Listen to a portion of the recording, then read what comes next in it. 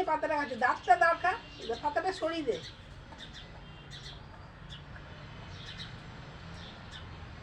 Gorilla এসছে আমাদের বাড়িতে, দেখুন কোত্থেকে জানি এসছে, বুঝতে পারছি না।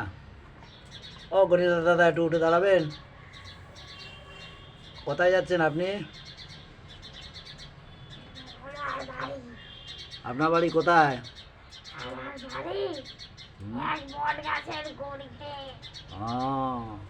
আপনি এই বাড়িতে এসছেন কেন? খেলা করতে? পাতা খেতে? ও, আপনার এই পায়ে দুটো কি ঢুকিয়েছেন? আমার পায়ে এরকম মোটা।